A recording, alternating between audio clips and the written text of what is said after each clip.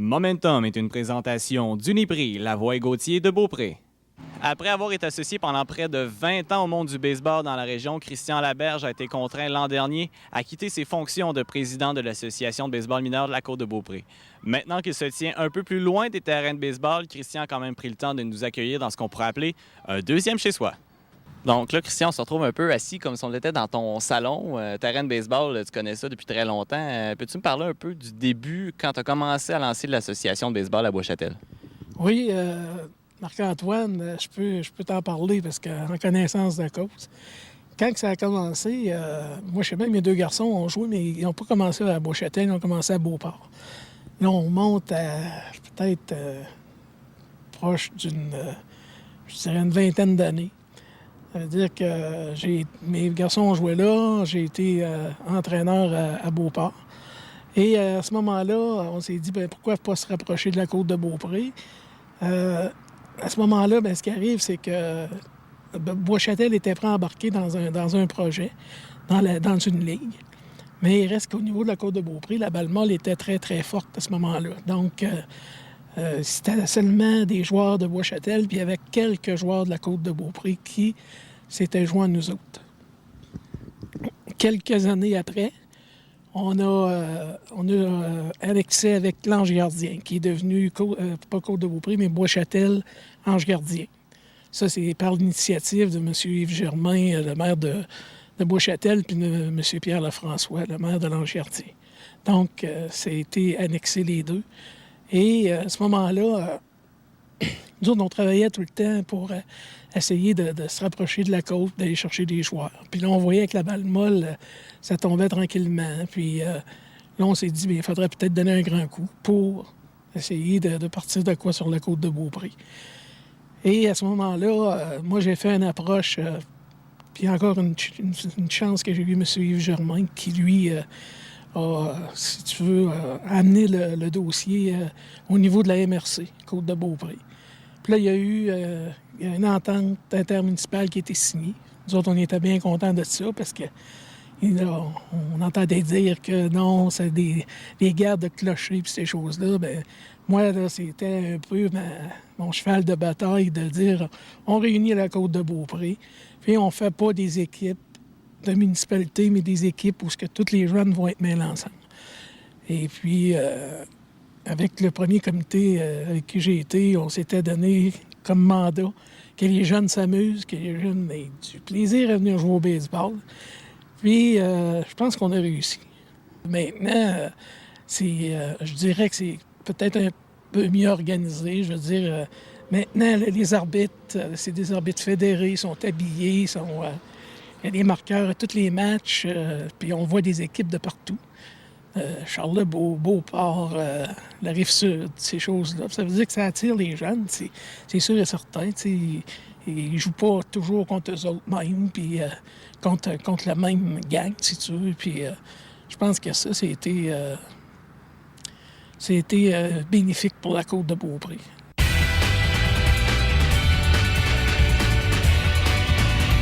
À nouveau, cette semaine, on se trouve à la clinique PCN à Beaupré en compagnie de la physiothérapeute Isabelle Trottier. Isabelle, bonjour. Bonjour. Cette semaine, Isabelle, tu nous parles d'une blessure qui est relativement fréquente chez les joueurs de baseball.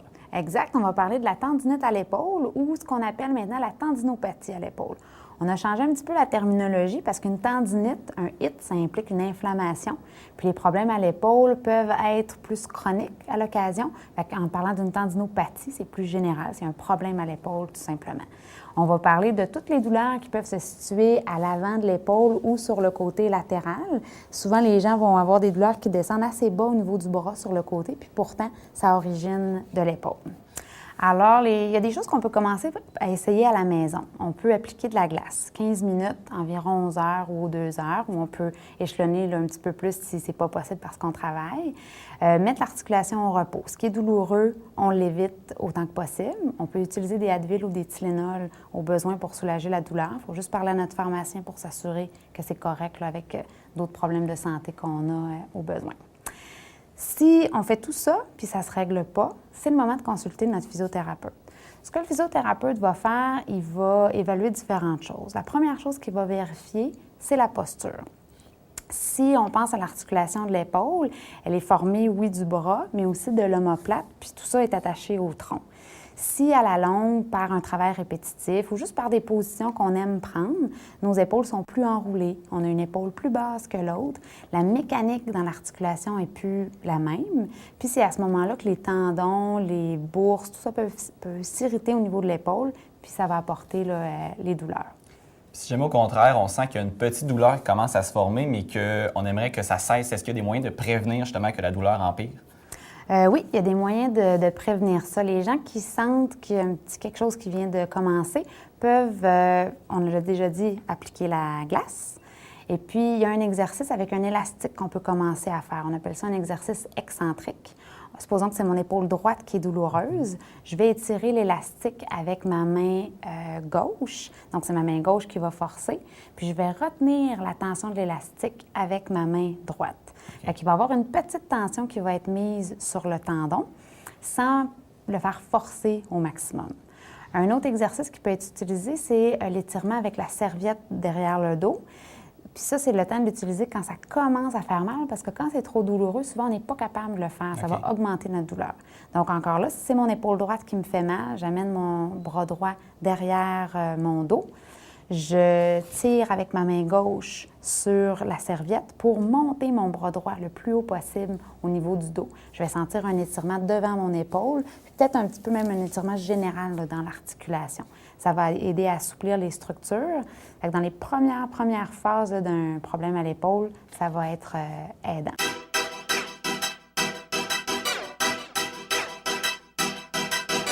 Quelques mois avant le début de la saison de baseball de 2010, toujours personne n'est à la tête de l'Association de baseball mineur de la Côte-de-Beaupré. Toutefois, en février dernier, un groupe de parents bénévoles a finalement répondu à l'appel afin de former un nouveau comité. Sa nouvelle présidente, Bianca Filion, ainsi que sa collègue Sylvie Germain, nous parlent de leur première année à la tête de l'Association de baseball. Qu'est-ce que ça a pris pour qu'on puisse arriver à avoir une saison à temps? Beaucoup de temps, beaucoup d'efforts, parce que quand on est arrivé au moment des inscriptions, il n'y avait pas de comité, alors on a dû, parce qu'on veut que nos jeunes jouent encore au baseball, il a fallu, à pied levé, faire un comité. Puis ça a été plusieurs heures par semaine pour partir l'inscription. Est-ce que la prise en charge tardive a fait en sorte que les inscriptions sont moins bien déroulées ou ça a quand même bien été de ce côté-là? Très bien été, même... On a eu beaucoup plus, on a eu plus d'inscriptions que l'année passée. Il y a quand même eu 10 équipes cet été qui ont joué tout l'été avec des orbites, des marqueurs tout le temps présents, des terrains quand même en bon état. Beau travail, pareil de ce côté-là, mais puis les entraîneurs, les bénévoles. Heureusement qu'on a eu beaucoup de bénévoles qui ont embarqué avec nous parce que là, ça aurait été un petit peu plus difficile.